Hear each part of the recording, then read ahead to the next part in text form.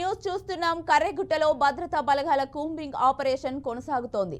Guerrilla commander Hidma కర్రెగుట్టలోనే ఉన్నారన్న అనుమానంతో గుట్టలను చుట్టుముట్టారు. కర్రెగుట్టపైకి హెలికాప్టర్ ద్వారా భద్రతా బలగాలు భారీగా చేరుకున్నాయి.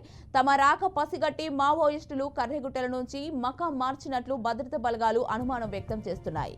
కొయ్యాడ సాంబయ్య ఆలియాస్ ఆజాద్ నేతృత్వంలో 5 బ్యాచ్లుగా మావోయిస్టులు వెళ్లినట్లు పోలీసులు భావిస్తున్నారు. అలాగే కర్రెగుట్టలో పదుల సంఖ్యలో గుహాలను గుర్తించారు. కర్రెగుట్టలపై తాత్కాలిక బేస్ క్యాంప్ ఏర్పాటు చేస్తున్నట్లు సమాచారం. బేస్ క్యాంప్ కోసమే బలగాలు ఆయుధ సామాగ్రిని హెలికాప్టర్ ద్వారా తరలిస్తున్నట్లు తెలుస్తోంది.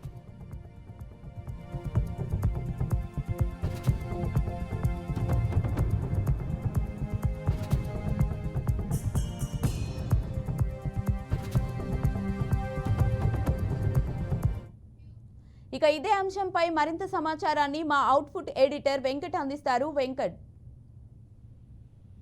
కర్రెగుట్టలో తెలంగాణ ఛత్తీస్గఢ్ సరిహద్దుల్లోని కర్రెగుట్టలో ఇంకా రెస్క్యూ కూంబింగ్ ఆపరేషన్ కొనసాగుతుంది. వరుసగా 9వ రోజు మా పోలీస్ దళాలు మొత్తం కూడా ఆ ప్రాంతం మొత్తం కూడా చుట్టుముట్టి నిశ్చయంగా పరిశీలిస్తున్నాయి.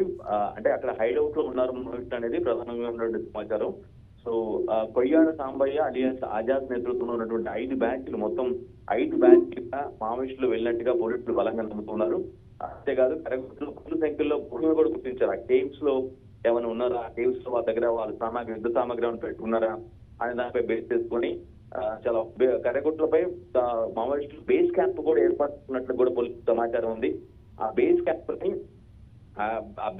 క్యాంప్ కోసమే బలగాలు ఆయుధ సామాగ్రిని హెలికాప్టర్ ద్వారా తరలిస్తున్నట్టు తెలుస్తుంది. ఎందుకంటే ఆ బేస్ క్యాంప్ లో ఏమేమి ఇస్తున్నాయి, వెపన్స్ ఏమి పెట్టు, ఎటువంటి వెపన్స్ ఏంటి, ప్లాన్ ఆఫ్ యాక్షన్ ఏంటి, ఇవన్నీ కూడా తెలుసుకొని వాటిని తరలిస్తున్నట్టుగా అర్థమవుతుంది. ఎందుకంటే మనం చూసిన మనం 9 days గా చాలా మంది డ్రోన్స్ ద్వారా కానీ హెలికాప్టర్ ద్వారా కానీ బాగా కంప్లీట్ గా దాన్ని నిశ్చయంగా పరిశీలిస్తున్నారు. కర్రెగుట్ట మొత్తాన్ని కూడా ఏరియా, ఎందుకంటే అది థిక్ ఫారెస్ట్. సో ఆ ఫారెస్ట్ లో వాళ్ళంతా పోలీసులు మావోయిస్టు వాళ్ళు దాదాపు 1000 మంది దాకా అక్కడ నక్కి ఉన్నారు. మావోయిస్టులు అందరూ కార్య యాక్టివిటీస్ మొత్తం కూడా అక్కడ జరుగుతున్నాయి అనేది ఒక బలమైన అలిగేషన్ నేపథ్యంలో దానికి సమాచారం అందుకున్నటువంటి భద్రతా బలగాలు మొత్తం కూడా 9 రోజులుగా సెర్చ్ ఆపరేషన్ చేస్తూ ఉన్నాయి.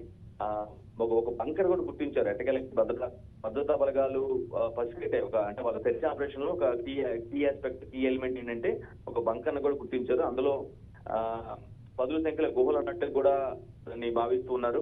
సో అక్కడి నుంచి మనం అంటే వాళ్ళు మావోయిస్టులు ఏమైతే పెట్టుకున్నారు అక్కడ వాళ్ళ యొక్క ఆయుధాలు కావచ్చు, ఆయుధ సామాగ్రి, బలగాలు, వీటన్నిటి వాటిని కూడా గుర్తించడం కానీ వాటిని హెలికాప్టర్ ద్వారా తరలించిన పరిస్థితి కనిపిస్తూ ఉంది. సో ఓవరాల్ గా అక్కడ జరుగుతున్న 9వ రోజు కూంబింగ్ ఆపరేషన్ లో కూడా కొంత ఫలవంతమైందని చెప్పుకోవాలి. గెరిల్లా కమాండర్ హిడ్మా కర్రెగుట్టలోనే ఉన్నారని, ఎందుకంటే హిడ్మా కోసం అదేవిధంగా దేవా మరో 2 మావోయిస్ట్ అగ్రనేతలు వారిపైన చాలా పెద్ద రివార్డు కూడా ఉంది. వాళ్ళు పట్టుకుంటే పెద్ద మొత్తంలో రివార్డు కూడా అందే ఉన్న స్థాయి అగ్రనేతలు. ఎందుకంటే వాళ్ళ ఉద్యమాన్ని నడిపించడంలో వీళ్ళిద్దరు కూడా కీలకంగా వ్యక్తిస్తున్న వ్యక్తులు. హిడ్మా అనే వ్యక్తి ప్రధానంగా మనం అతన్ని ఒక పెద్ద అగ్రనేతగా మనం భావించాల్సిన అవసరం ఉంటుంది. సో అతనికి వాళ్ళే ఆల్మోస్ట్ 4 అంచెలుగా విడిపోయి 4 అంచెల భద్రతా వ్యవస్థను కూడా ఏర్పాటు చేస్తూ ఉంటారంటే అర్థం చేసుకోవచ్చు హిడ్మా అనే వ్యక్తి ఎంత పవర్ఫుల్ వ్యక్తి, ఎంత ప్లాన్ ఆఫ్ యాక్షన్ ఉంటుంది, ఎంత వ్యూహాత్మకంగా వ్యవహరిస్తారు. పోలీసు వ్యతిరేక ఉద్యమాలు, ప్రభుత్వ ఉద్యమాల్లో ముఖ్యంగా ఆయన నక్సల్స్ యాక్టివిటీస్ బాగా బలోపేతం చేయడంలో హిడ్మా ముందు ఉంటారు.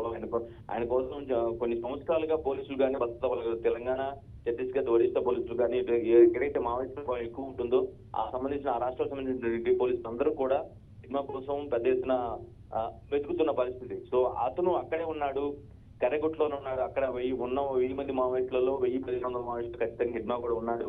మొత్తం 5 అంటే ఎవరైతే ఈ కొయ్యాడ సాంబయ్య ఆజాద్ నేతృత్వంలో ఉన్నటువంటి వీళ్ళందరూ కూడా 5 బ్యాచ్లుగా విడిపోయి ఆ కర్రెగుట్టలో తిరుగుతున్నారనేది ప్రధానంగా పేరు. మనకు తెలిసిందే మొన్న జరిగినటువంటి ఎన్కౌంటర్ లో ఆల్మోస్ట్ 30 నుంచి 38 మంది దాకా చనిపోయారని కౌంట్ బయటకు వచ్చినప్పుడు కూడా ఇప్పుడు కూడా అఫీషియల్ ప్రకటన రాలేదు. అంటే ఈ కూంబింగ్ ఆపరేషన్ పూర్తిగా కర్రెగుట్ట క్లీన్ నక్సల్ ఫ్రీ కర్రెగుట్ట లాగా చేసిన తర్వాత మీకు అధికారికంగా అఫీషియల్ గా అనౌన్స్ చేస్తారన్న సందేహాలు కూడా వ్యక్తం అవుతున్నాయి. ఓవరాల్ గా కర్రెగుట్టలో ఇప్పటికీ కూంబింగ్ ఇంటెన్సిఫైడ్ గా జరుగుతుంది.